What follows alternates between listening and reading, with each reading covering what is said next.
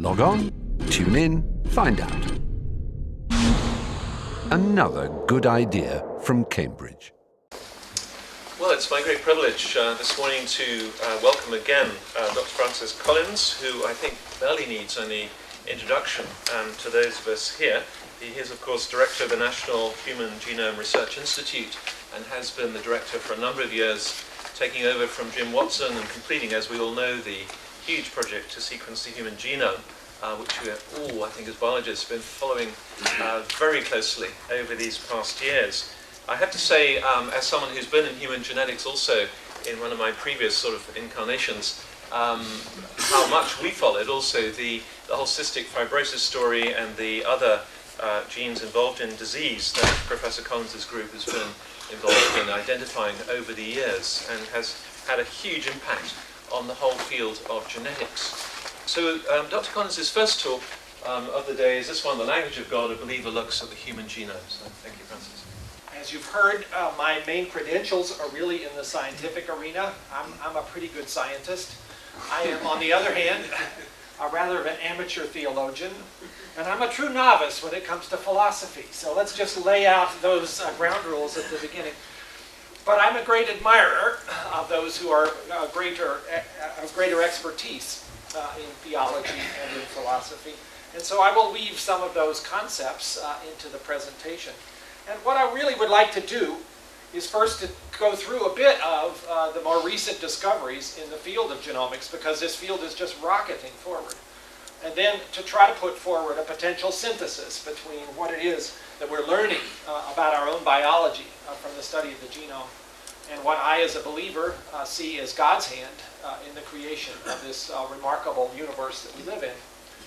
And I will go through some of the alternative views and basically then try to explain how I have settled on my own view, which is very much in the category of theistic evolution. We will talk quite a bit about evolution, which is obviously appropriate for a meeting on God and biology, but we'll touch on some other things as well. So, of course, the public press has not been shy to put forward the excitement that's surrounding the current era.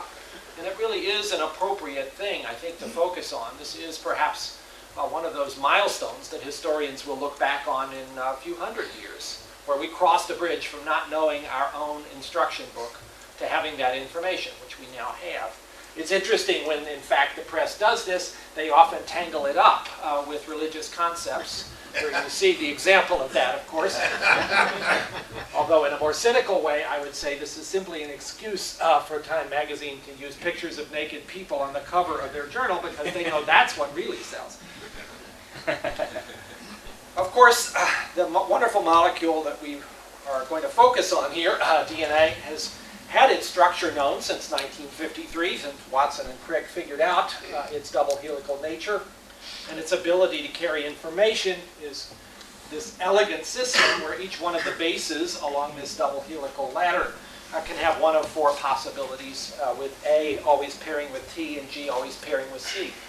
And the genome of an organization is the entire amount of DNA that organism carries.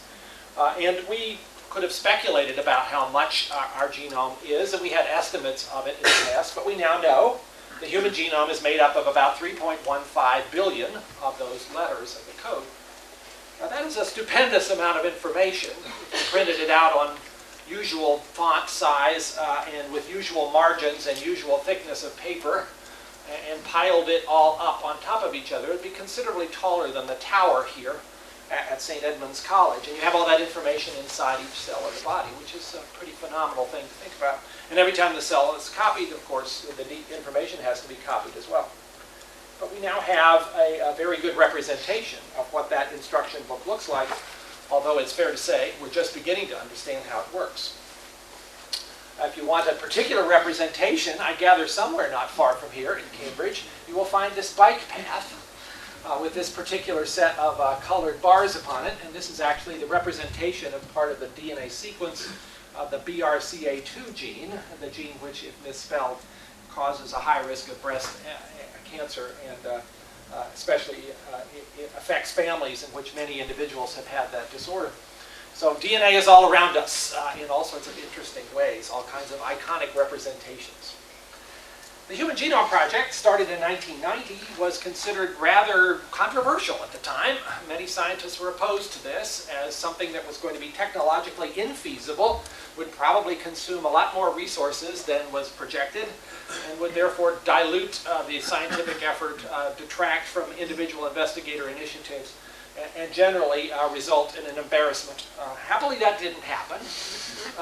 And it didn't happen because some of the best and brightest scientists of the last 15 years decided to put their full-time attention to trying to carry out this historic activity. And it was pretty convincing.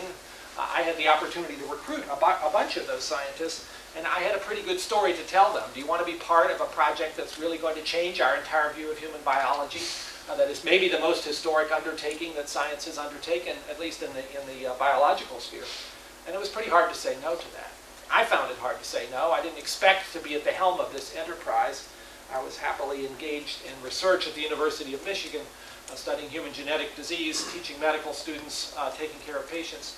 And the idea of becoming a leader of a large, complicated project for which I had relatively little, if any, training administratively was not on my life plan. But it was pretty hard to say no to the idea of standing at the helm of something of this significance. The Genome Project set for itself a variety of milestones, and I think that was actually one of the reasons the project was able to succeed, was having a very concrete set of timetables and deliverables. Initially starting with the study of model organisms such as E. coli and yeast, scaling up to Drosophila and roundworms, but then also beginning to build maps of the human genome before we really knew how to do the sequencing. In the first 6 years, we did almost no human DNA sequencing because the technology wasn't up to the task. But then the enterprise really got going between 1997 and 99 in a pilot phase, and then really full-scale effort. And remarkably, most of the human genome was sequenced in about 18 months because the technology had finally reached the point of being able to achieve this kind of throughput, which needed to be 1,000 base pairs a second, 7 days a week, 24 hours a day, in order to achieve that outcome. And that was finished in April of 2003. Poetically, the 50th anniversary month of Watson and Crick's publication of the double helix, which just happened to come about that way. And we now have, well, there was a little plan there. We know about PR too. So that, of course, was a reference sequence, if you will. There is no normal human sequence. We're all different. We all have flaws at the DNA level. We're learning much more about that. It's the DNA equivalent of original sin. And yet we learned a lot of things about the genome from looking at that reference sequence, and I'll mention a couple. One that continues to be re-estimated is just how many genes are there in the human genome. We used to talk about 100,000, maybe 150,000. Nobody really knew, but those seemed like good round numbers, and they made us feel good about ourselves because simpler organisms like flies and roundworms were turning out to have only, 15 or 20,000 genes. Well, guess what? Our list is just about the same in length. Now, we had this discussion last night. Michael Roos's interesting provocative thoughts about, are humans really special? If you're looking for evidence of human specialness, don't go to the gene count to find it, because you will not see it there. And many things on your plate at lunch today will have more genes than you do. At the same time, I think we could adopt some standard about deciding about complexity, and I will submit that none of the things on your plate have yet sequenced their own genome. So, I don't know, that's not much of a standard, but it's something. Now, furthermore, when you look at the human genome, those 3 billion letters, and you try to figure out which part of this seems to be most functionally important, we expected that that would largely be the protein coding part of the genome. That began to shrink as the number of genes began to shrink, but what we began to discover is that there's lots of other DNA that is very strongly functionally relevant, and the way we interpret this is by comparing our own genome to that of other species, recognizing that things that are similar are probably, in a very important way, serving some function, and the protein coding part of our genome only accounts for about 1/3 of the most functionally important parts. Now, how do we know that? Well, it is, again, sort of doing cryptography. If this is, in a simple example, a string of information from one genome, here in a 26-letter code, just for demonstration purposes, you might have a very hard time deciding what exactly does that mean. But if you have another genome to line it up next to, and then you can start to look at the similarities, then it starts to pop out to you what the message is. The similarities often are going to reveal to you, here is the good stuff.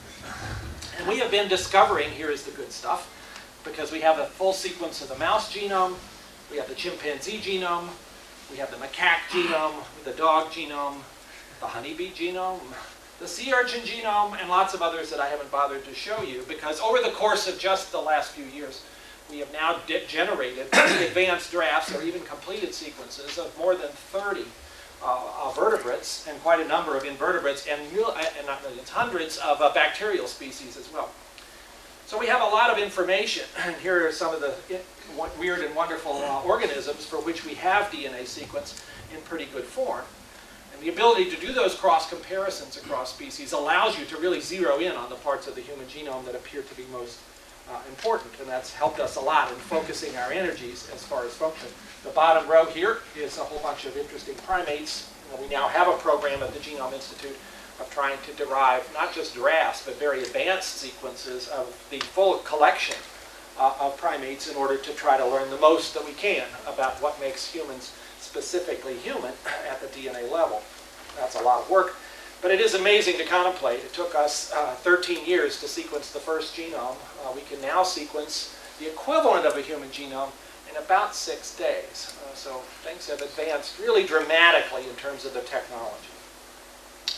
Another interesting sequence that's currently underway is sequencing the DNA of Neanderthals, particularly from a couple of very well preserved bone fragments that do not have much in the way of human contamination. This is the big problem when you're trying to pull DNA out of very old bones. If anybody has touched that, you're more likely to get their DNA rather than Neanderthal. But Svante Pabo and Eddie Rubin and other colleagues who've been working on this have now generated hundreds of thousands of base pairs of sequence. It seems quite clearly Neanderthal and fits pretty precisely with what the predictions had been about the relatedness. And the so far evidence does not suggest that there was crossbreeding between Neanderthals and Homo sapiens in Europe, only the jury is still a bit out on that.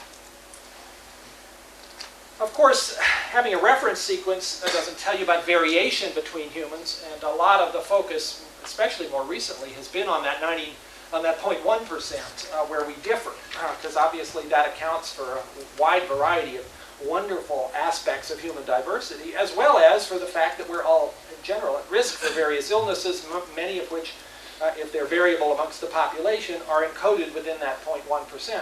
And 0.1% doesn't sound like very much, but if the denominator is 3 billion, that's still a lot of differences between individuals. So these kids here are all 99.9% the same. That makes our species, by the way, more alike each other than most other species for which we have this information. And it's an emphasis of the fact that we're a very recent appearance on the scene, that we are basically one family, which is, I think, a nice concept to continually underline, especially since humans seem particularly focused on our differences and trying to make much of them. We are, in fact, all this one recently arrived on the scene family. Now, we've been particularly interested in studying that 0.1% in trying to identify those variations that are associated with disease risk. And for common diseases like diabetes and heart disease and cancer, that has been a really difficult problem. We've done quite well with highly heritable conditions like cystic fibrosis or Huntington's disease. But for something like diabetes, this has been a very difficult problem. There's not a gene for diabetes. There are probably several dozen, each one of which only confers a modest risk, and of course interactions with the environment are a critical part of whether the disease occurs or not. And so in searching for those ticking time bombs that we all have within our DNA, we haven't really had the tools to find those genetic variants associated with common illnesses until very recently. But the last 12 months have been a phenomenal experience to watch, because these previously insoluble mysteries are getting solved right and left. And for me as a physician scientist, this is one of the reasons we did the Human Genome Project, and it is a very exciting time indeed. Why are we able to do this now? Well, basically what you want to be able to do if you're looking for variations that are associated with disease is to do very large studies. This cartoon doesn't demonstrate how large they have to be, but let me use it to show you the principle. There are about 10 million places in the human genome where there are common variations, where I might have a T and you have a C. Most of those don't do anything. They're in some part of the genome that tolerates that quite nicely, but some fraction of those are going to be associated with disease risk. If you wanted to find the specific ones associated with a disease, you would want to look at the whole set, across the whole genome, because we're not smart enough to guess which ones are going to be important. And so you would do this kind of an experiment, and you would check each one of the variants in affected people and in unaffected people.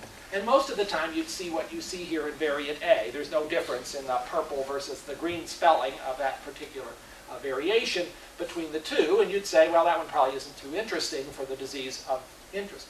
But in variant B here, you can see the orange spelling is substantially overrepresented. This is in fact a cartoon that makes it easier than it is, because usually you don't see that much of a skewing. You're not looking for things that are deterministic, you're looking for things that are predisposing. But you would see a difference in the abundance of the risk spelling in the affecteds, being more common there than in the unaffecteds.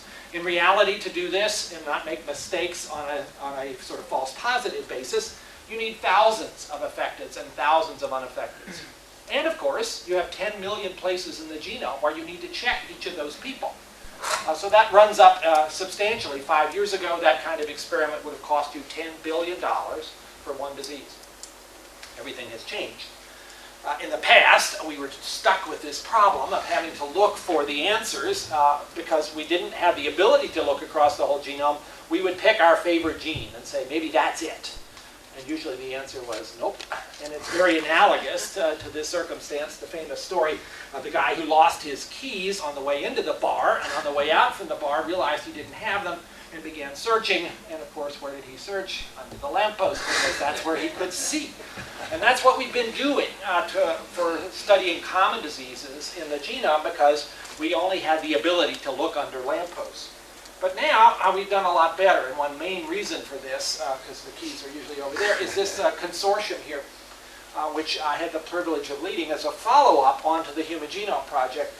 This group of investigators, and they're standing in for hundreds of others who were back in the lab toiling, this consortium of 6 countries worked together to characterize human variation in great detail. And one of the things that we learned from that is that you don't actually have to check all 10 million of these variants in order to cover the genome, because they travel together in neighborhoods. And if you know the boundaries of the neighborhoods, you can pick a smaller subset and they serve as proxies for all the rest. And you can now scan the whole genome with maybe 300,000, which is still a lot, of these variations, and basically you will know what the others were. You can impute them or infer them. The other thing that happened is the cost of doing this kind of laboratory effort has dropped by more than 2 orders of magnitude in the space of the last 5 years. And that has made it possible then to do this kind of a study for less than $1 million. Remember, it was 10 billion, so it's gone down in a phenomenal way in a very short period of time. Which means we now can light up the street. We can look under all of the lampposts because they're all up and down the genome, and we can begin to discern what's going on. And this has been, as I said a minute ago, really an amazing time, beginning with the first success story, which was macular degeneration, a common cause of blindness in the elderly. In the space of just the last 12 months or so, we have seen this whole enterprise succeed for quite a number of diseases. Prostate cancer. For some reason my computer is going a little slow here. Crohn's disease, an intestinal inflammatory condition. Obesity. FTO, this gene here, is a major contributor to obesity, a gene nobody ever heard of before.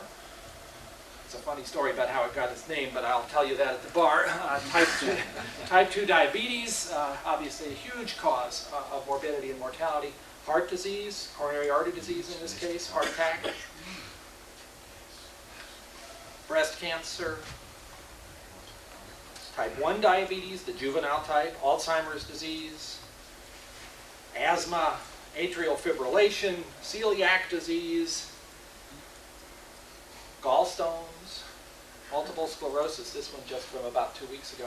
All of these were mysteries in terms of what the genetic factors were involved, most of them only in the last few months, now shining a bright light on hereditary factors in disease.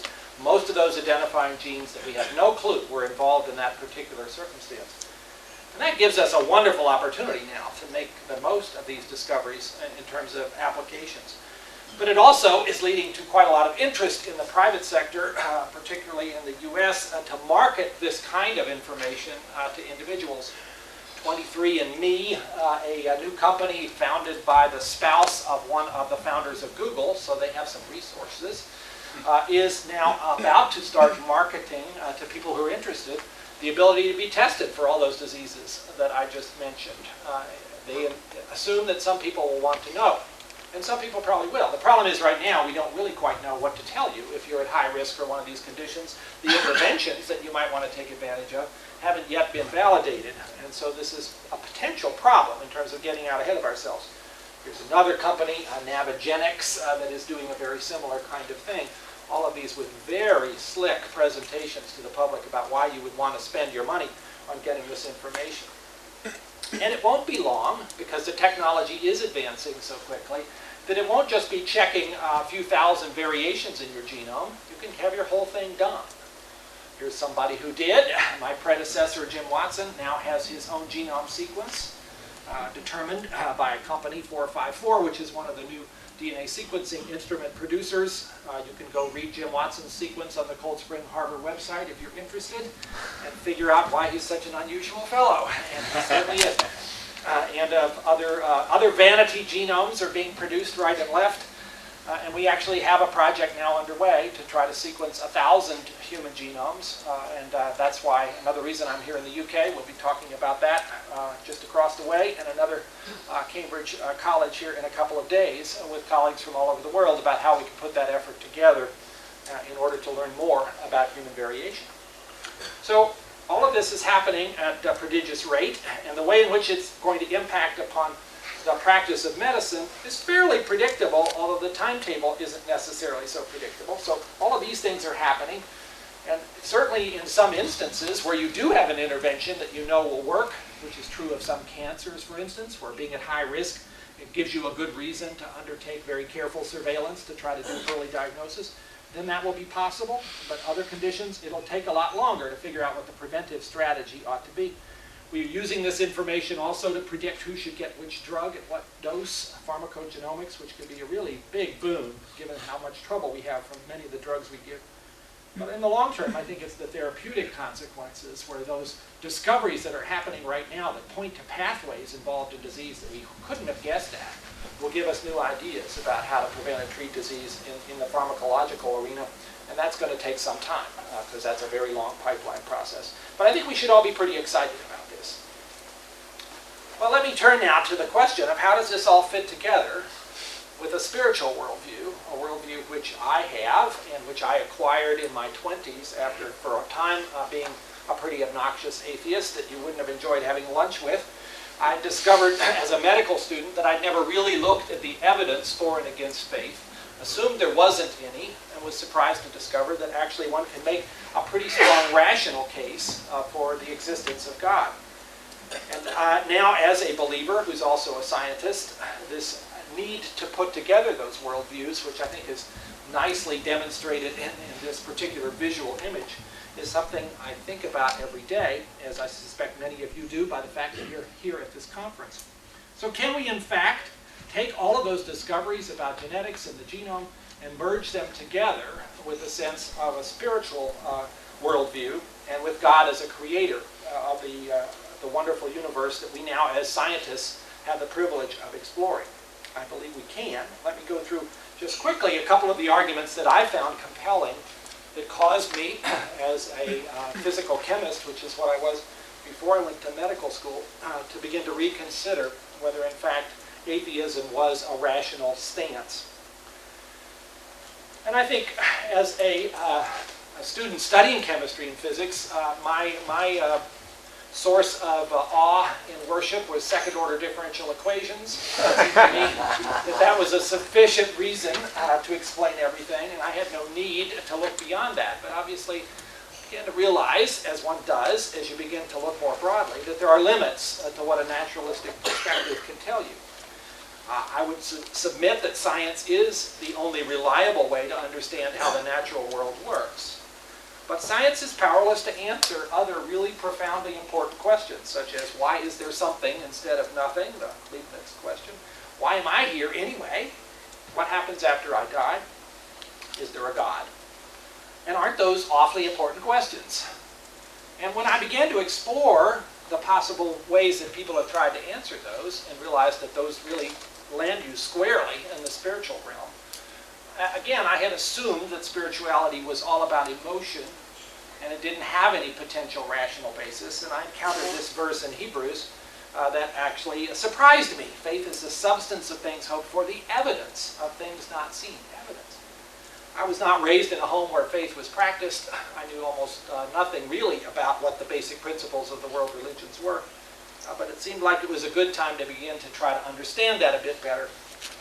And in the process of trying to see what people had thought about ways in which faith actually made sense, I was fortunate to be pointed to the writings of C.S. Lewis, and particularly struck by the way in which he, as an incredibly effective spokesperson for apologetics, was able to verbalize many of the things that were maybe sort of in a cloudy way rolling around in my brain. And ultimately, after a couple of years of trying to identify what these pointers to God from nature might be, not proofs, let's be clear about that. I don't think there are any proofs from nature or anywhere else that will demonstrate unequivocally that God exists.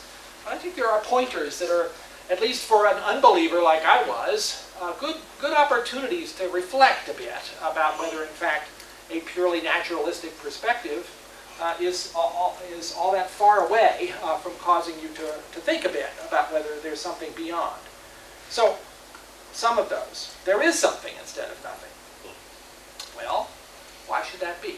Science is not going to help you with that, but that is an observation we would all, I think, agree with. What Wigner called the unreasonable effectiveness of mathematics. This one certainly struck me as somebody who had studied quantum mechanics as a PhD student in chemical physics. That why should all of these beautiful equations, and they really are beautiful as you immerse yourself in them, why should they work to describe the way that the universe is put together?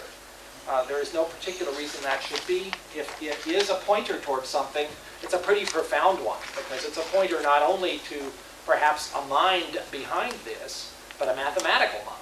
A mind that has the most remarkable sense of rationality and logic, which is intriguing to think about. Of course, Einstein would have agreed with that particular perspective. The Big Bang itself, the fact that there appears to have been a beginning of the universe, cries out for an explanation. And as we have not observed nature to create itself, it seems to demand as a very strong possibility that something outside of nature must have been responsible. And again, that points one towards the notion of a supernatural creator, which we may as well call God. And then the whole anthropic principle, which we're not talking about much at this meeting because it's really much more of an evidence that comes from physics and cosmology, but which I find profoundly compelling. The notion that all of these constants, which simply have the value that they have, and which you cannot derive by theory, including the gravitational constant, the strong and weak nuclear forces, and so on, if you tweak them even the tiniest bit, you come up with a universe that is not capable of supporting any kind of complexity that could give rise to any imaginable form of life. And that does seem to force one to say that's not a coincidence. And you're therefore either required to identify that there must have been some sort of a divine source for setting these parameters just the way that they are, or you're forced into the notion that perhaps our theory is incomplete and eventually it will become clear why these have to have the values that they do, but I know very few physicists who think that's the case. Or you're forced into a multiverse hypothesis, which for me seems to require a lot of faith that there are these gazillions, almost infinite number of other parallel universes with different values of these constants, even though we can never observe them. That does seem to me to be a bit of a stretch, to say the least. More of a stretch for me than believing in a designer. And then there's the moral law, which I'll come back to because it's a topic of much controversy at the present time. Notice that the top 4 bullets here are really arguments that a deist would be comfortable with. But it doesn't get you towards a personal God, unless you want to say that the existence of complexity giving rise to life implies that God cares about persons, but it doesn't really get you towards a God who cares about us humans. The moral law, on the other hand, is a very powerful argument for me, sort of pointing in the direction of a God who does care about human beings and has given us, as this gift, this knowledge of right and wrong, a gift which we accept, which is universal, it seems, in our species, and that's well documented, and yet it's a law which we regularly break. And I will argue in a little bit that while there are evolutionary explanations that can account for some aspects of the moral law, and you can see some evidences of sort of more primitive forms of it in other species, that it comes full flower in human beings, and it asks us to do things at times that are actually a scandal to evolution. And I think that is a very thought-provoking area for further exploration. So those particular arguments led me to conclude that my atheism was probably the least rational of the choices, and brought me instead to this sense of the plausibility of a creator God who cared about human beings, who designed the universe to make life possible, and who has put this moral law in our hearts as a signpost towards him and an indication of what he is like. And in that regard, perhaps this is a reflection of this wonderful philosophical comment from Immanuel Kant. Two things fill me constantly with increasing admiration and awe. The longer and more earnestly I reflect on them: the starry heavens without, those first four arguments, and the moral law within. So I became a believer in my 28th year. And of course, by that point, I was already embarked on a career in genetics. I was a first-year resident, but I'd already decided then that my field of interest was going to be medical genetics. And many people I came in contact with, as I talked about in excited terms how wonderful it was to have come to this realization, assumed that I was in deep trouble. And many of them, in fact, said, "Isn't your head going to explode? How can you possibly embrace both a belief in a creator God and a belief in the Bible as the source of a description of what he is like and be a geneticist?" I mean, talk about picking a place where this is just not going to work. I mean, go do physics or something, but don't do genetics. And I guess it worried me a little bit, but again, at the same time, having become convinced that God is true and that science is true, it never seemed to me too likely that they would end up generating a real conflict. I can imagine lots of conflicts that we humans might interpret, but I didn't think I would run into trouble.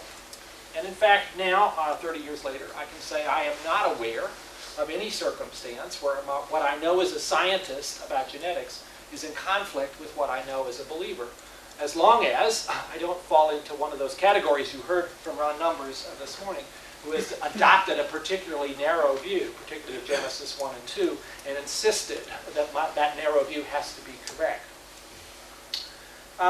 This has led me into some interesting circumstances, and had a chance, as a result of the publication of this book and talking about science and faith, and particularly about evolution, to be queried by various figures. And just for fun, I thought I would run a little 5-minute clip of one of those.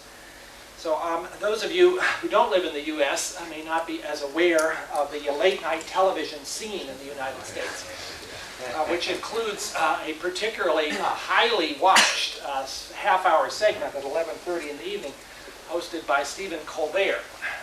Colbert presents himself very effectively and in a very witty way as a caricature, but he plays his role very well, of a conservative in all possible ways, including religion. And he likes to bring on guests to skewer them, and he's very effective in that skewering. And so it was with some trepidation that I agreed to go on his show, figuring that he probably would talk about evolution and would play his role as a conservative to say that it's all evil and dangerous. He plays his role very well in person as I waited in the green room for this show to start, which is taped live, and so when it's done, it's done. I thought he might come out and explain a little bit about what the interview would be like. And sure enough, he came out, introduced himself, and said, "Are you Collins?" And I said, "Yes, I am." And without breaking his character representation at all, fully in character of the conservative, he said, "I'm going to get you. You're going to go down." So you can imagine walking on the set here, a little bit of a frightening experience. Just the same, I decided to take the chance. So you can see now, if this all goes the way it's supposed to, how this all went.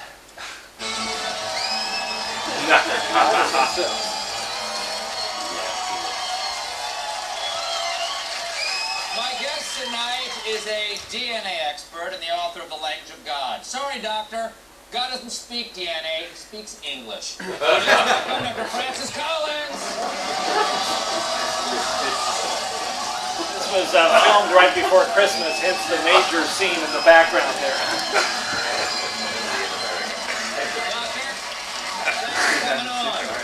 Pleasure to be here. You ready to take the heat, man? I'm ready. We're gonna pop you in the Colbert autoclave and sterilize your ideas. All right, look it up. Now, you got a book here. I'm gonna get right to it, okay? Let's move some paper. It's called The Language of God. All right. A scientist presents evidence for belief. Wait. Science and belief. You're a scientist. You believe in that science stuff. The human genome. We'll be right back.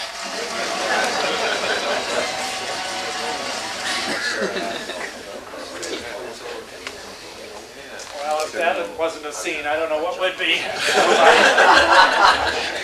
But actually, that program reaches an audience that otherwise really doesn't hear about this information at all. So it's worth putting yourself in the autoclave, as he said. Well done. Well, let me go back to something a little less frivolous here and try to now put together, from the perspective of somebody who studies the genome, how does this fit together in terms of my faith in a creator God? Let's all look at the evidence and admit that the evidence for Darwin's theory of evolution is overwhelming. Many people have tried to make much of the gaps in the fossil record, and of course there will always be gaps in the fossil record by the very nature of the process. But many of the arguments that are placed about this actually refer to data perhaps 30 years ago. If you're watching this field closely, you will see that a lot of very, very exciting discoveries have happened in the last 10 years that have filled in many of the gaps that people traditionally pointed to. Here's a very interesting one from Science about a year ago.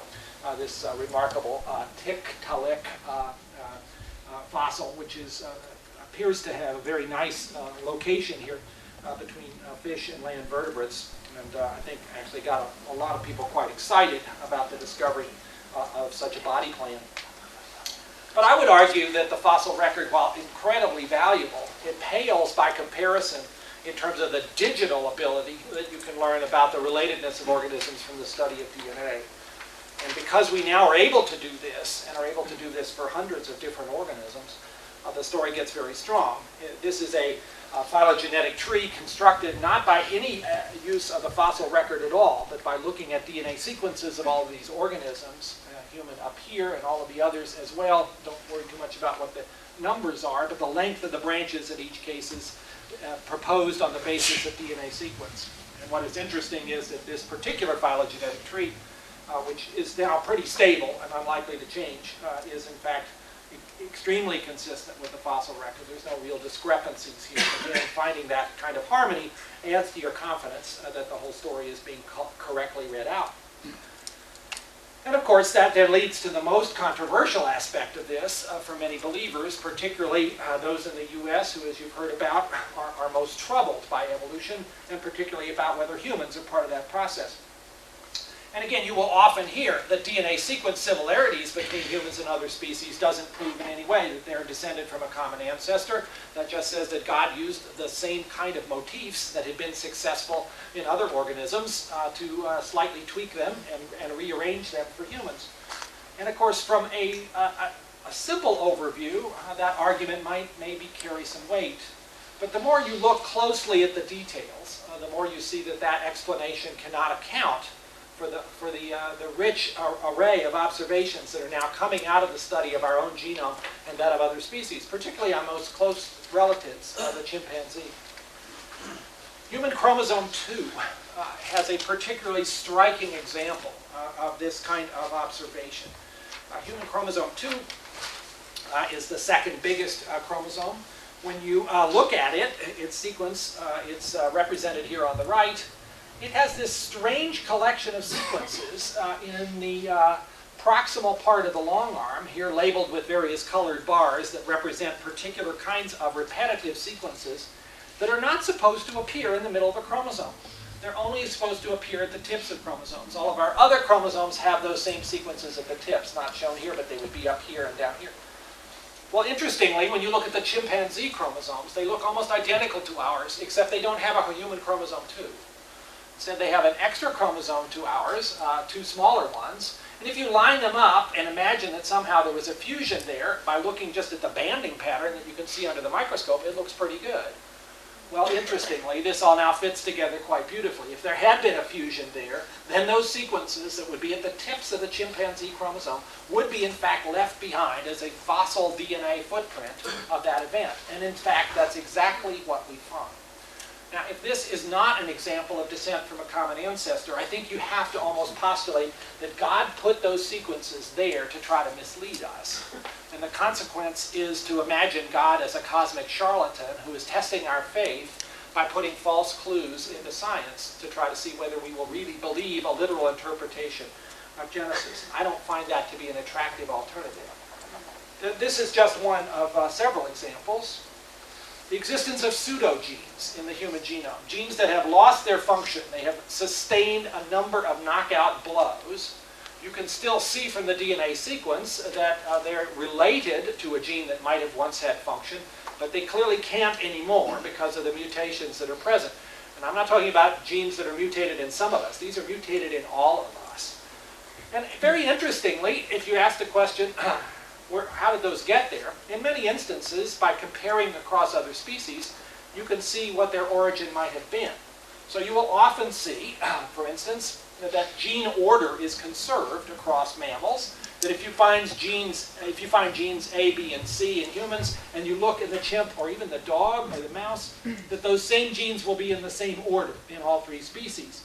Perhaps with differences in the amount of spacer in between, but often in the same order. In itself, a pretty good argument for common descent, including humans, although some might say, well, maybe that order is really important, so it had to be that way. But in other instances where you go looking for pseudogenes, you will find them in all of these species, but the ones that I think are particularly relevant to this conversation are the ones in the human. So you can find instances where the middle gene in this trio is a pseudogene. It's had a knockout blow. And then when you go and look at the other species, many of the times you'll find that gene is still functional. So it got lost along the way on that branch that led to human beings. Apparently we didn't need it, and therefore, or maybe it was even hurting us, and therefore its loss of function is something that evolution permitted. Again, I have a very hard time imagining why would God have placed a non-functioning piece of DNA in exactly the place where it would have led us to conclude that we are part of this evolutionary tree and that we're descended from the same ancestor as these other species for which the gene is still functioning. A somewhat more esoteric, but I find interesting and compelling argument comes from the study of these ancestral repetitive elements. Our genome is about 40% repeats, that is DNA sequences which appear multiple times across our genome. And many of these are the family of elements you will find in other mammals as well. But there are some of these elements that in fact you can find in virtually all mammals and presumably have been jumping around for a long time. And again, when you look at the details, it really calls out to you to draw a conclusion that some of these elements actually must have inserted in the common ancestor of all mammals because they've stayed in the same place down through evolutionary history. So again, if we look at our lineup here of these 3 genes in human and mouse, and now I highlight for you in this cartoon where you might find these repetitive elements, and this is a cartoon, but you can find many examples that look exactly like this when you compare the genomes. Each one of those triangles is one of these repeats. If you look closely at the ones here marked in green and you line them up and look at the details, with each one of these vertical lines being a place where the sequence matches, you can see that, well, there is some matching up that is about consistent with what you'd expect for the roughly 75 million years that separate humans and mice. It all fits with that theory. Again, you might still say, well, maybe this is not really a non-functional element. Maybe it's important, and maybe God put it here in both humans and mice because it was necessary for function. But if you look more closely at some of these elements, now looking at the one marked in red here, some of them actually sustained severe damage in the process of landing in the genome. because the process of transposition is not very perfect, and many times these retro-transposed elements end up getting truncated before they actually insert into the genome. And so you can find plenty of instances where you have a truncated repetitive element, which it's strange your ability to imagine could actually still be functional because it's lost almost all of the sequence. And you can find examples where the human and the mouse and the dog are all truncated at exactly the same place. And again, the compelling argument from that observation is that this is an event that must have happened in the ancestor of mammals. That truncation occurred, and it's been carried along ever since. Otherwise, you have to make really quite a strongly contrived argument to say that these are independent events, independent right down to the base pair where the cleavage event occurred. So I think from those arguments and many others, and this is a long list once you start to look closely at the details, it is almost indefensible to argue that we humans are somehow a special case and that evolution did not operate on our genomes the way it did on the rest of the organisms that we're comparing ourselves with. So how do we reconcile this? In the book, I go through in separate chapters the 5 options that I think particularly people have considered as this evolution faith discussion has been raging, and it certainly continues to rage. Some, of course, look at the evidence and simply say, well, okay, evolution wins. Evolution requires you to throw God out the window, that this is a particular scientific discovery that has profound consequences for anybody's ability to maintain a sense of spirituality. And that, of course, is what you will see being very strongly and accurately proposed in the many books you will find on the bookshelf, including, of course, this one from Richard Dawkins, but also most recently Christopher Hitchens' book called God is Not Great, the couple of books by Sam Harris, including most recently Letter to a Christian Nation, and Dan Dennett's book as well. So this is a very popular perspective, it seems. This is selling millions of books to the public and is being put forward in an aggressive way by its proponents who are using science basically as a club over the heads of non-scientists to try to convince them that science has now disproved God and God is no longer necessary. I would argue that this is committing a profound logical flaw. But if God has any meaning to me as somebody who's a theist, then God is at least in part outside of nature. Science really can't comment on things outside of nature. It is not science's place to do so.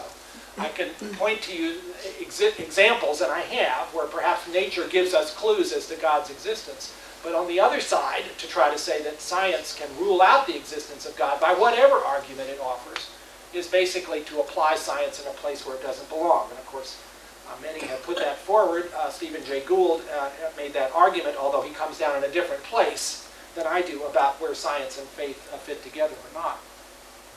And I think Chesterton's comment comes to mind here. Atheism, strong atheism, is the most daring of all dogmas, for it is the assertion of a universal negative. And in that way, atheism is, to my mind, a form of very clear and flagrant fundamentalism, basically making an assertion about God's non-existence that cannot be proven and refusing to accept alternative perspectives. Despite the popularity of this view amongst many of my colleagues, I think it is actually fairly easily dismantled on intellectual grounds.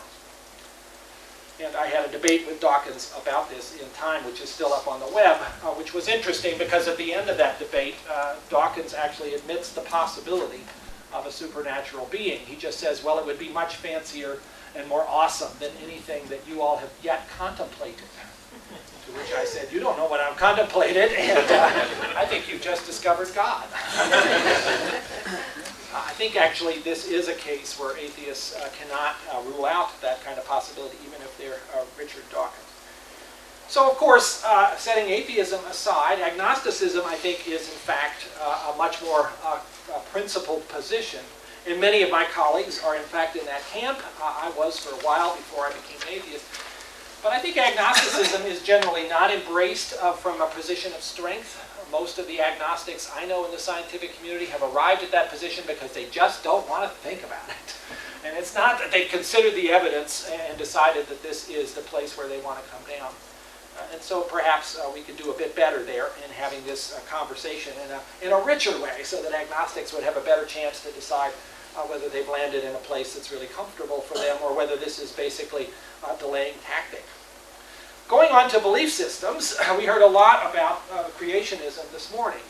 And again, I would agree with everything that Ron said, that you cannot look at the scientific evidence that comes out of cosmology and geology and genetics and biology and paleontology and a lot of other ologies and come to the conclusion that we have a young Earth. It just won't work. You have to throw out all of those sciences and not just tweak around the edges about the details.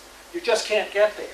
And if you believe that God has given us the gift to be able to understand nature and expected us to use it, the idea that he would also expect us to then ignore all of the findings that science has told us does not put you in a comfortable position. And yet, as you've heard, creationism continues to be a very popular view in the U.S. Here is one of those Gallup polls that was mentioned by Ron. 45%, I think this was the one from 2005, saying that God created human beings in their present form within the last 10,000 years. I was delighted to hear Michael Ruse talk last night about St. Augustine and from his perspective, how Augustine stands head and shoulders above virtually all other theologians that he has read. I would agree with that. I'm not sure I understand all of the things that Augustine puts forward, and the language is sometimes a little off-putting, but the things that I'm able to get, I have to say, reveal the workings of a really profound thinker whose mind was open to all kinds of possibilities, and who I wish was more broadly read and promoted in Protestant churches these days. And of course, Augustine did look at this issue of Genesis, as was referred to, and comes to this conclusion. Here is one of the things. He says a lot about it. Augustine wrote 5 books about Genesis. He was obsessed about trying to interpret what was going on in those first 2 chapters especially. And of course, there are other aspects that one can look at in terms of biblical statements that also would lead you to the conclusion that this notion of a literal interpretation of 24-hour days, despite Stephen Colbert's looking at his watch, is not a perspective that a believer needs to embrace or should embrace. My favorite quote from Augustine is this one. In matters that are so obscure and far beyond our vision, we find in Holy Scripture passages which can be interpreted in very different ways without prejudice to the faith we have received. In such cases, and he's writing about Genesis here, we should not rush in headlong and so firmly take our stand on one side that if further progress in the search for truth justly undermines this position, we too fall with it. I wish that was engraved on the Sunday morning service schedule at every church to remind us just how important it is as believers not to actually cheapen our faith by attaching ourselves to a narrow view which ultimately turns out to be incorrect and therefore puts faith at risk of ridicule. Intelligent design, our most recent arrival on the scene. We talked a bit about that this morning. Again, if you look at the history of intelligent design, this is not a movement that arose independently by some perception of a new kind of truth about biology. If you look at Philip Johnson's writings as a lawyer, it's clearly that he's reacting to the fact that evolution is promoting an atheistic worldview, and therefore there has to be some form of resistance. And then basically arriving at the conclusion that evolution must be in some way flawed, pointing to the so-called irreducible complexity of certain micro machines, nano machines inside our cells, and saying that there must have been an intelligent designer to provide the necessary components.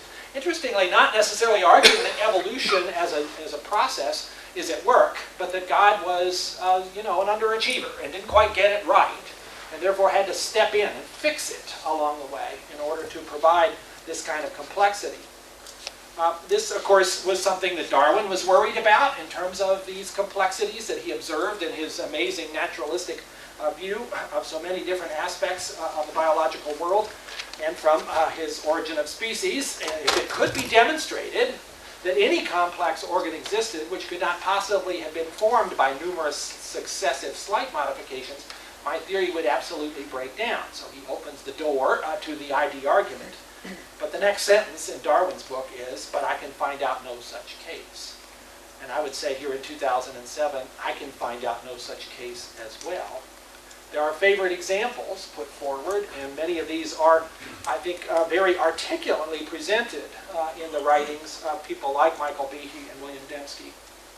The eye, already referred to, the clotting cascade, perhaps most prominently the bacterial flagellum, which is really the poster child for intelligent design. And it is amazing, this wonderful little outboard motor that bacterial cells have to propel themselves around, which is obviously something that benefits them. And if you look at all the components of this particular gadget, there are something like 32 different proteins that go into making all of this work. And if you knock out any single one of those, then the whole thing stops functioning.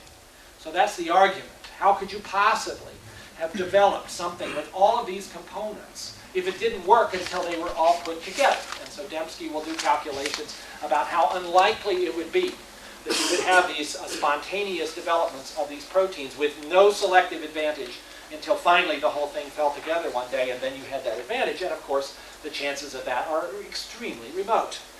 The problem, of course, is that assumes that this kind of structure could not be built up piece by recruiting proteins from other functions. And as we are learning more and more about this structure and many others, it seems quite clear that that's exactly what happens. And in fact, there's a paper in Nature Reviews Microbiology going through this, interestingly, starting in the abstract, referring to the Dover trial. But the main part of the article is basically to go through those 32 proteins and point out all of the examples in which they've been identified as having other functions in other bacteria, making a plausible case, not one where we filled in all the details, about how this structure could in fact have been built up bit by bit. And in that regard, one has to look at quotes from Dembski himself, this from one of his books. If it could be shown that biological systems that are wonderfully complex, elegant, and integrated, such as the flagellum, could have been formed by a gradual Darwinian process, then intelligent design would be refuted on the general grounds that one does not invoke intelligent causes when undirected natural causes will do. I think most of us looking at the evidence would say that time has now arrived. And certainly from a scientific perspective, a capital I, capital D, intelligent design, does not have any substantial credibility at all in the biology community. And yet at the same time, as was pointed out, it shows no signs of going away. An incredibly effective public relations effort sponsored by the Discovery Institute guarantees that we're going to be hearing about ID for a long time.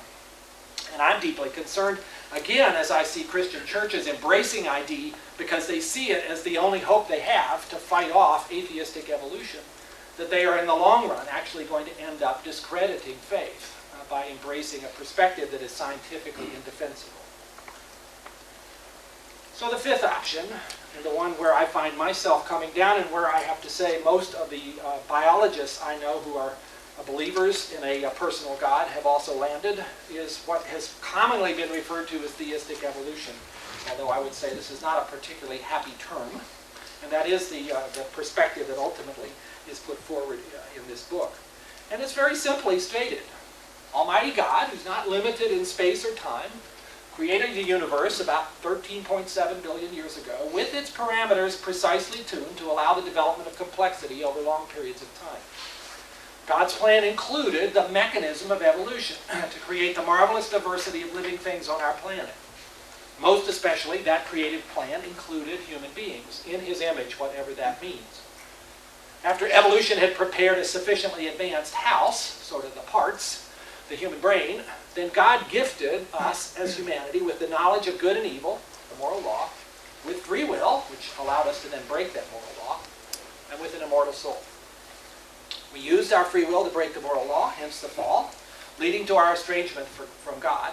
For Christians like myself, Christ is the perfect solution to that estrangement, if we will but accept that gift. So there it is. Pretty simple, straightforward. And I see nothing in that statement of harmony between science and faith that gives me pause or that breaks any of the strong conclusions that I draw both as somebody who studies DNA and somebody who studies the Bible and sees that as the most important source we have of information about God's character and our own. Theistic evolution is not a great term. It makes it sound like evolution is the noun and theistic is sort of tacked on as the adjective. And part of the image problem we have here is that this really doesn't sound like something you'd want to be. Theistic evolutionist. Sounds, yeah, right, like the last thing you'd want to migrate towards. And, as opposed to being an intelligent designer, which sounds much more exciting.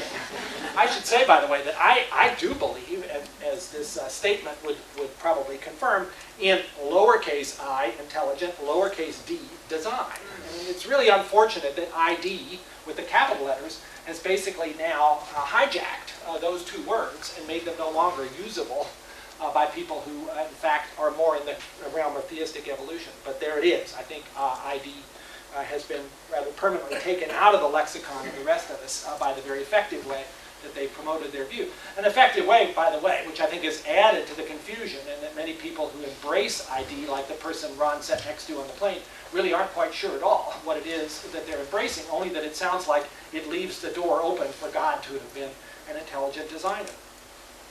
So in an attempt to try to come up with some other alternative, and I'm not sure whether this one appeals to you or not, it occurred to me what we're really talking about here is the notion that life did not occur without a plan, that there was in fact a plan, a design, and that design was carried out through God's plan, through God's mind, through God's word, logos, the word, and hence this is bios through logos, or more simply just biologos.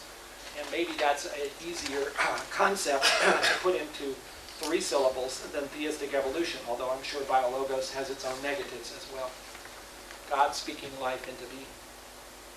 Now, challenges to this, and I'm about to wind up, Dennis. I know I'm running up against your recommendations to stay within time, and I've already slightly broken those. I'll just quickly enumerate these, and then we can go have some discussion about them. What about the second law? I think that's a common argument that's put forward by creationists. It is an argument that is quickly dismissed. It amazes me that this is an argument that carries so much credence in many evangelical churches, as if it was just the end of the discussion, when in fact it's a real misreading of the second law of thermodynamics to say that this is a problem at all. Is biologos compatible with Genesis 1? Absolutely. In the Augustinian sense, I think it's totally compatible with the reading of those important scriptures. Was there physical death before Eden? Another place where I think evangelicals have a great deal of struggle. And again, this relates to interpretation of what it meant in those verses about before Adam there was no death. Was that spiritual death and so on? And again, I was much blessed by a particular talk that Dennis Alexander gave, which is up on the web, and I'm sure he can tell you how to find it, in terms of this interpretation of what exactly those scriptures mean about physical versus spiritual death. For an evolutionist who studied science, there is no way that you can advocate the absence of physical death before humans appeared on the scene. It's a non-starter. So how do you put that together with what the biblical phrases and scriptures are meaning to tell you? And who were Adam and Eve exactly? Were they historical figures? Are they allegorical figures standing in for the rest of humanity? And what really happened at the fall? If, as I argue, that God had a specific plan for humans in terms of instilling the moral law and free will and the immortal soul, did that happen sort of gradually in the whole group of 10,000 individuals that we believe were the ancestors of humanity? Or was it done to a very specific Neolithic farmer couple and somehow then spread to the rest? I will tell you that there is no way you can look at the current evidence of genetics in humanity and track that back to a single couple. Especially if you think about it, that single couple would have to have only one genome. If you're going to be a literalist, remember Eve came from Adam's rib, so there's no new genome there. And you basically have to say then that the 2 copies that we each have of every gene is all there would be of all of humanity if you wanted to take this as a literal descent from a historical Adam. And that won't work when you look at the variation in the human genome. You cannot account for it on the basis of a single ancestor. So who were Adam and Eve? And again, I think Dennis's description of the models that one can propose here and the pros and cons of each of them are really quite a wonderful contribution. How should we interpret the flood? Again, I think it is very difficult to put forward the view that this truly was a worldwide flood, and I think most of us, looking at the evidence, are more convinced that this reflects something in the way of a historical major local flood, but not a worldwide flood. And then this important question about, okay, if God was the author of evolution, did God just sort of set the whole process in motion, being, as was pointed out last night, outside of time and knowing the outcome, or has God been intervening along the way? in various ways. And of course, one of the most important interventions for me as a Christian is the presence of special miracles, and especially the most significant miracle of all, the resurrection of Jesus. Can you account for that? Can I, as a scientist, actually hold up my hand and live up to Michael Ruse's definition of what a Christian has to be and say, I believe in the literal resurrection of Christ? Yes, I can.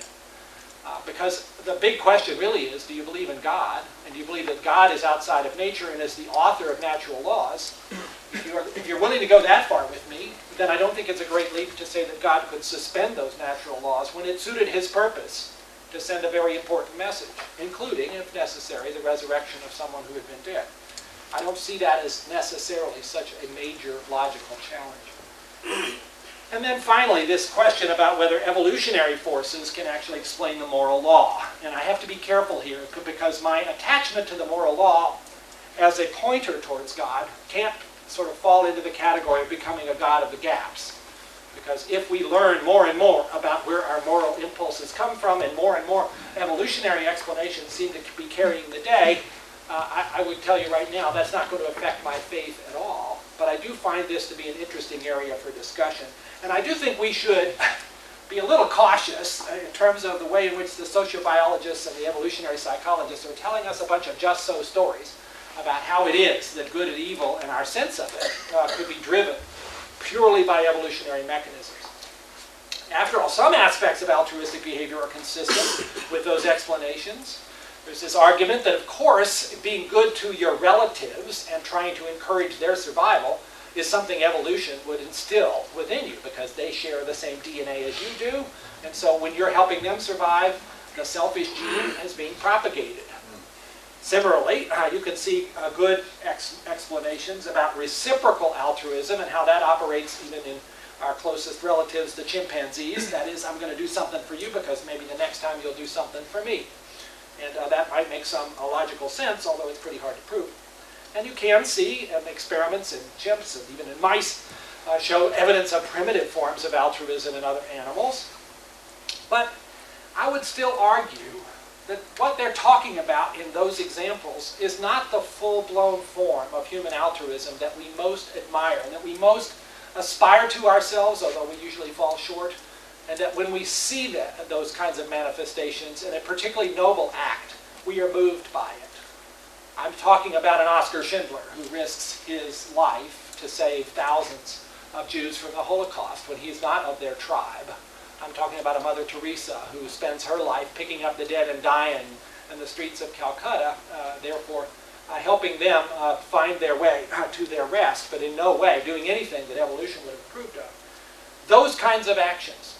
A wonderful story about a guy named Dirk Willems who was imprisoned in 1564 for having expressed his religious faith in a way that was considered improper at that time. He escaped from the prison by letting himself down by knotted sheets and began running away. A guard saw him, came after him, chased him. He managed to cross a frozen lake. The guard following after fell into the lake and was clearly going to drown. Dirk turns around, sees what's happening, feels that he has to help because this is another human being, goes and pulls the guard out of the lake. He is then recaptured, taken back to the tower, and 2 days later executed. What would cause somebody to do such a thing? Now you can either say he was really stupid, or you can say that was a noble act. That was something we were all called to do. We all feel those impulses, although we often manage to ignore them or rationalize them away. Evolution, looking at Dirk Willems, would say, you're a loser. And yet, in that case, we're all losers. We all have those desires, those impulses, and I don't think we can explain them away. And most important, if the moral law, if this knowledge of good and evil, which we all share as human beings, is really just a side effect of evolution, then there's really no such thing, is there? It's an illusion. We've been hoodwinked into thinking there is such a thing as good and evil. Now, that's a pretty depressing thought. And it's interesting to me, when I think that conclusion is inescapable, that the most strong-voiced atheists amongst us don't see where it takes them to argue that the moral law can be explained totally by evolution without implying the need for some other source of morality. Because I don't see that they're prepared to live their lives within that worldview. If you're an atheist, and you think that evolution explains good and evil, then what are you railing about religion as the source of all evil? There's no such thing as evil. And why are you saying we need to get over religion so that we can actually go out and do truly good things? You will read that in Dennett and Dawkins. There's no such thing as good things. You know, just go and do all the selfish things you can think of and show that you've really risen above that evolutionary imperative, that you're really a modern person. I don't hear anybody saying that. This is, I think, the weakest link in the atheist argument about morality, and yet it rarely seems to come to light. Well, I should conclude. For me, as I've tried to explain, and probably in a little bit longer than I should have, these two worldviews, the spiritual and the scientific, have much to say to each other. For me as a scientist, it is an opportunity that God has given me to understand nature, to be able to conduct scientific experiments. I am not in the Gould category of having these being non-overlapping magisteria. I couldn't imagine how to do that. It seems to me that science gives you a glimpse of God's mind when you learn something that wasn't known before, that I can find God in the laboratory as well as in the cathedral. And he's the God of the Bible, but he's also the God of the genome.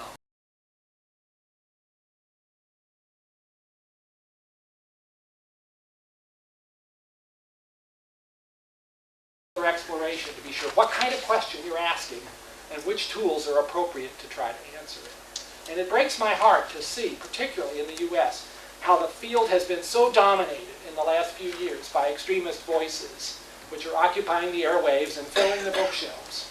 On the one hand, with atheist fundamentalists who are saying that science renders God no longer useful. And on the other hand, biblical fundamentalists who are saying you can't trust science in these areas because it disagrees with my particular view of Genesis or some other aspect of Scripture. Most of us don't live at those extremes, but they're the only ones you hear about. And young people particularly, I think, are in a vulnerable place where they're exposed to these extremes and feel they have to make a choice, and many of them choose one or the other or just walk away from both because they don't seem to be the kinds of positions that a thinking person would want to adopt. And I think if we don't come up with some way of bringing these communities together in a positive, productive, forward-looking way that doesn't take our theology in a way that's always got to be defensive against science, but actually can celebrate what science can teach us as a means of understanding God's amazing creation and developing not less awe, but more for what he has done. That would be my hope, although as an optimist, I can say that I hope that will happen. As a realist, it's a little hard to see right now how we're really on that pathway. Thank you very much.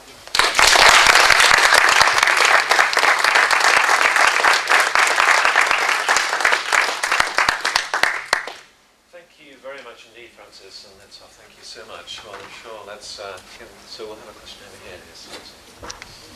Yes, thank you very much. That was an excellent address. My question is, what do you understand, or could you comment on, evolution throughout the cosmos as a whole? Do you see God as acting in a more general sphere? Otherwise, it seems rather wasteful if he's just got Earth to play with. So, I don't know. I don't know to what extent it's plausible to imagine that life has also evolved in other places. It does seem like it's an awfully big universe, and it would be rather arrogant of us to say that we are so confident that our little blue speck here on the outer rim of a fairly average spiral galaxy is the only place where this might have happened. And I don't see that as a challenge to God's ability to keep track either. And it amazes me that some believers do see that the discovery of life on other planets would immediately put faith into some sort of crisis. I can't see why that would need to be the case at all. If God can keep track of all of us, I'm sure he can keep track of a gazillion other planets with countless other individuals as well. But again, questions of that sort of ask me to try to imagine what God's thinking process is like, and as soon as I start to go there, I realize that that's probably an unfortunate effort on my part. I have no idea what God's intentions were. I know that we're here. I know that we all have a chance to develop a relationship with him, and maybe that is enough from his perspective in terms of his plan, but I just don't know. Yes, question here. Yes. Yeah, thanks for a wonderful talk. You mentioned pointers to God. You had this list of 4+1 pointers. And what struck me there is you're a biologist, right?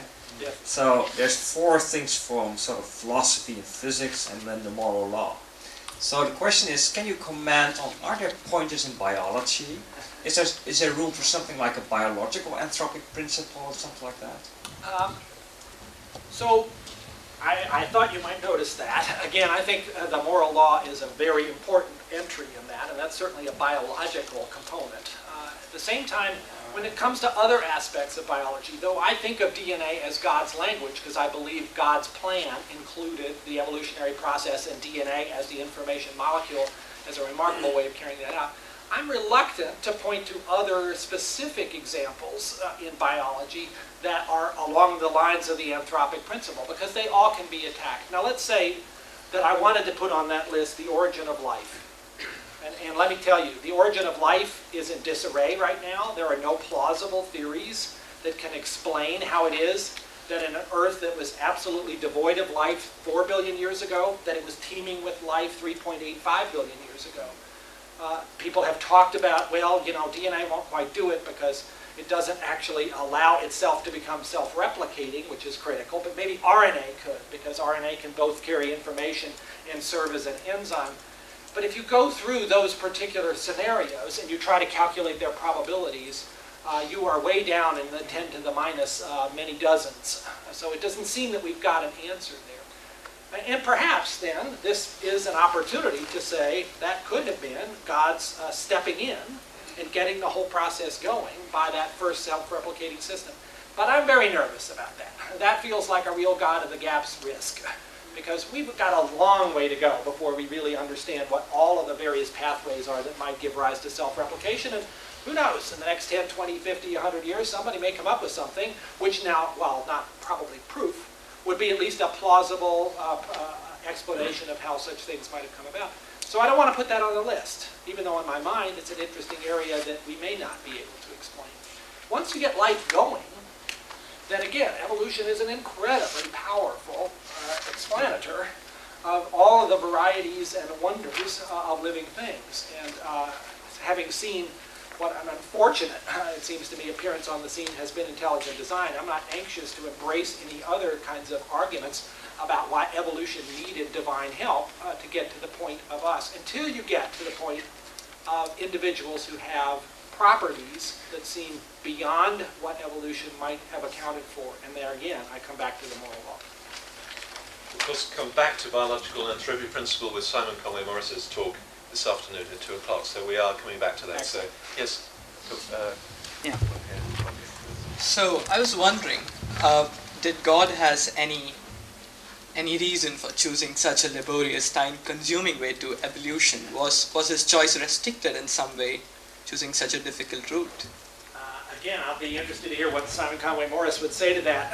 My answer to that, and again, I'm getting into territory where I told you I'm not an expert, which is theology and philosophy.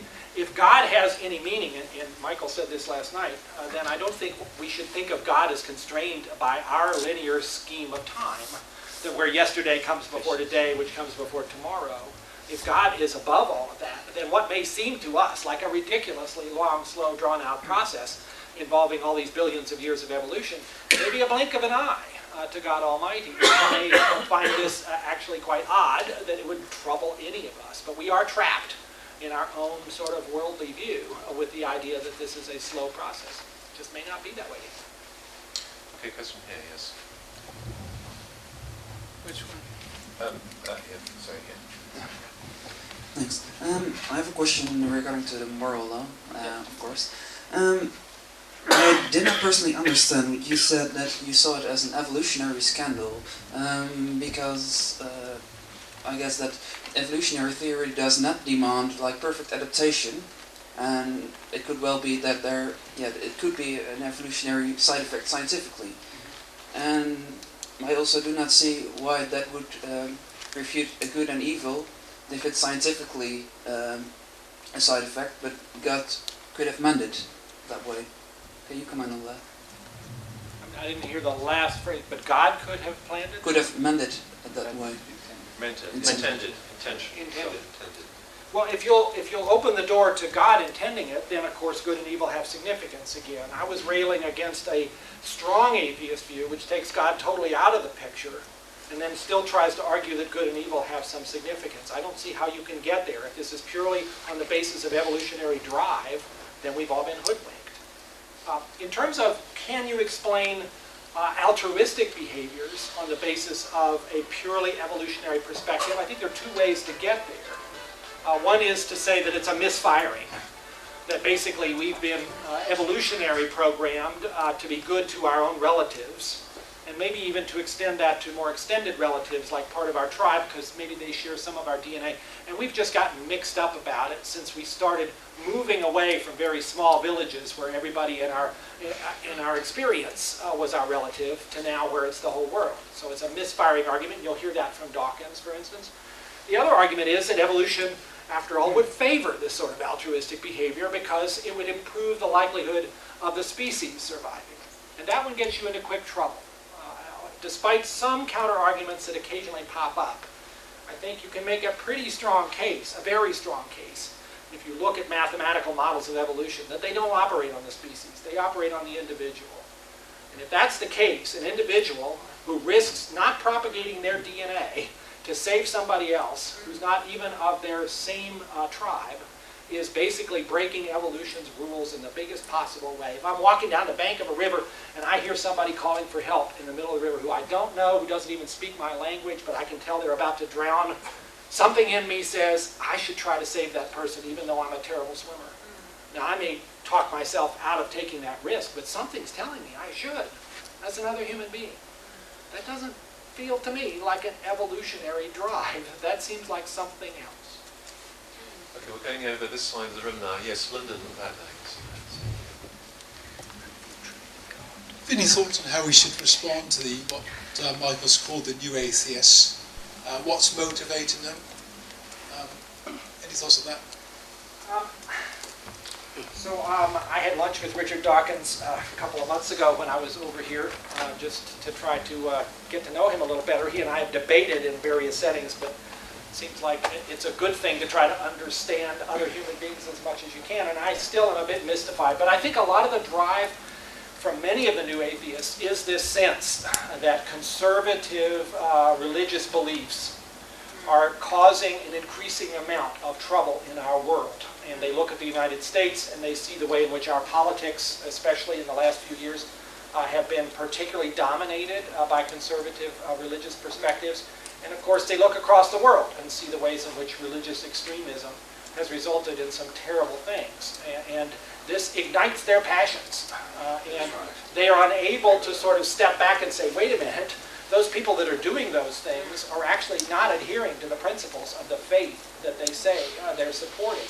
This is an example of human actions, not of the faith itself. They can't see that. And so they get progressively more worked up about the fact that it is religion itself that is the evil, and it must be resisted. And it becomes very personal and very venomous. And boy, you can't be in the presence of one of the new atheists without feeling the intensity of their distaste for anything that has to do with faith, and their willingness, therefore, to mischaracterize believers in whatever way will help their case. And that's often what you find, is a description of what believers believe that is unrecognizable, but is easily dismantled. Just wondered how we find the New Chestertons and Lewises. We sure could use a bunch of those. Well, a lot of them seem to live in the UK. Question down over here, I think. Oh, sorry. We'll come over here and come back. Sorry. Okay. You quite rightly concentrated on DNA, but what are your views about epigenetic changes that are to do with the protein and these microparticles, microRNA? How do they fit into the language of God? Oh, I think it's all part of the way in which information gets passed from generation to generation and accounts for the amazing diversity and complexity of species. And it's a wonderful area in science right now. And one should be careful not to say that the linear sequence of those 3 billion base pairs is the whole story, since there are heritable epigenetic changes that clearly do have an effect on biology, although most of the things people talk about epigenetically are things that happen somatically, and which maybe are ultimately going to turn out to have been programmed within the DNA to happen in the way that they do. So I'm glad you brought it up. It is an example of how we need not to be overly simplistic in our understanding about information and how biological organisms use it. But I don't think it in any way causes a problem with the view that this is all part of the plan that God had in mind, I presume, at the very beginning, without need to tweak it along the way, to provide this kind of amazing system with this kind of software and hardware. Okay, there was a question over there. Yes, here. Come back. First, I want to commend your lecture. That was absolutely nice. Many scientists are not believers. Yes, that's true. And that amazes me. Why? Why is that? Yes. I think there are a number of reasons. I think the scientific mindset is such that you are basically trying to understand how things work using the tools of science, and it becomes difficult, therefore, to just naturally slip into areas where the tools of science don't work. So you have sort of a problem with your way of approaching questions. If you're a scientist, well, you approach them with the tools of science, which means you're talking about nature, which means you're not talking about God. I think there is a natural reluctance on the part of scientists to let religion in the door because they're concerned that that may lead to conclusions that can't be defended. And certainly in instances where religious perspectives seem to be colliding with scientific interest, as in the case of stem cells, for instance, scientists in that instance, if they happen to disagree with the religious perspective, are even less inclined to consider it themselves. I think there's, and this is, I can say all these things because I was once an atheist and I sort of know how I got to that perspective as a scientist. There's a certain degree of arrogance involved. And I am so much of an impressive scientific intellect that any question that needs to be solved, the tools of science and my brain are going to figure it out.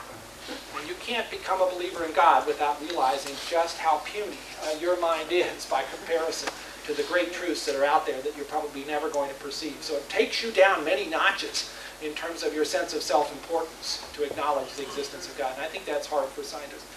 But maybe the main reason is there's just this sort of cultural sense that if you're a scientist, that being somebody who's interested in religion is not going to go well. That your colleagues are going to think you're a little weird. And when that tenure decision comes up, maybe you're not quite the kind of person that the university ought to sustain.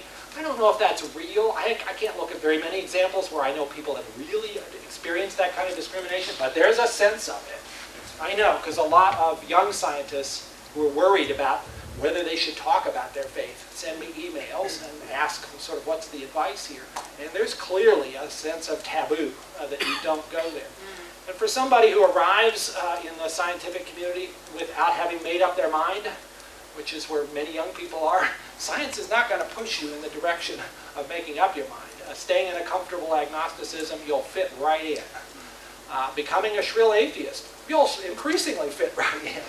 Becoming a believer, you're going to get asked a lot of questions and you're going to get a lot of funny looks. And for scientists who are always trying to figure out whether they're really contributing anything, that's a pretty strong deterrent. So all those things fit together. It's hard, I think, particularly for a young scientist, to do this kind of exploration without consequences. I'm sure there's plenty more questions. I was just reflecting, actually, that in this country, of course, the puzzle is why there are so many more believers in the scientific community compared to the humanities. I mean, that's the discussion point here, which is sort of another kind of discussion. It's interesting. I think we do have an opportunity to ask Dr. Collins more questions this afternoon and the panel this evening. But it just remains again to thank him very much for that great talk. So thank you.